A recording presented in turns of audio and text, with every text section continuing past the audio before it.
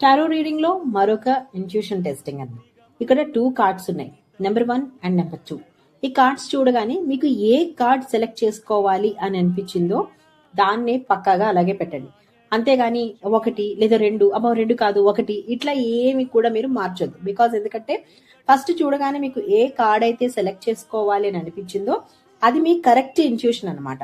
So నేను ఈ cards ని ఓపెన్ చేసిన తర్వాత ఏదైతే ఉంటుందో అది ప్రెసెంట్ మీ మైండ్ సెట్ కి సంబంధించినటువంటి కార్డ్ అని అర్థం. So first I reveal first card. Okay, this card is 2 of hands అంటారు దీన్ని. సో ఈ కార్డు యాక్చువల్లీ పాజిటివ్ కార్డ్ అనమాట. సో ఎవరైనా గనక మీలో ఇది గనక సెలెక్ట్ చేసుకుని ఉంటే ప్రెసెంట్ మీకు ఏదైతే ఉందో దాన్ని లైక్ బిజినెస్ కానివ్వండి, జాబ్ కానివ్వండి, లవ్ కానివ్వండి, లేకపోతే ఎక్కడికైనా వెళ్ళాలని ఫిక్స్ అయింది కానివ్వండి, ఏదైనా సరే స్ట్రాంగ్ గా దాని మీద నిలబడిన తర్వాతనే నెక్స్ట్ స్టెప్ అనేది తీసుకోండి. బికాజ్ ఎందుకంటే ఇది గ్లోబల్ వైజ్ వెళ్ళేటటువంటి ఆపర్చునిటీ ఉన్నటువంటి ఒక కార్డ్ అనమాట. అంటే మీరు ఇంకా కొత్త కొత్తవి మీ జీవితాల్లోకి ఆహ్వానిస్తారు, బిజినెస్ ని ఎక్స్పాండ్ చేస్తారు, జాబ్ లో శాలరీ హైక్ చేసుకుంటారు, మీకు మంచి ఆపర్చునిటీస్ వచ్చే ఛాన్స్ ఉంది. కానీ వాట్ ఇప్పటి వరకు మీ లైఫ్ లో అయితే ఉన్నాయో వాటిని స్థిరంగా చేసుకున్న తర్వాత మాత్రమే మీరు నెక్స్ట్ స్టెప్ అనేది తీసుకోవాలి. ఇక సెకండ్ కార్డ్ ఎవరైతే సెలెక్ట్ చేసుకున్నారో ప్రస్తుతానికి మీకు ఈ కార్డ్ చూడగానే ఈజీగా అర్థమవుతుంది, కొంచెం నెగిటివ్ కి సంబంధించినటువంటి ఫీలింగ్ అనేది ఉంది.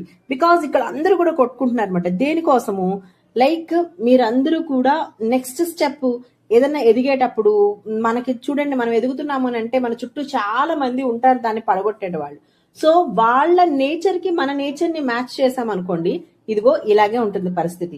అందుకని మీకు రాబోయే ఏదైతే అంటే దీన్ని మీరు 2 విధాలుగా తీసుకోవచ్చు. ఒకటి, మీ లైఫ్ లో మీకు ప్రెసెంట్ ఉన్నటువంటి ఇంటెన్షన్ ఇదని తీసుకోవచ్చు.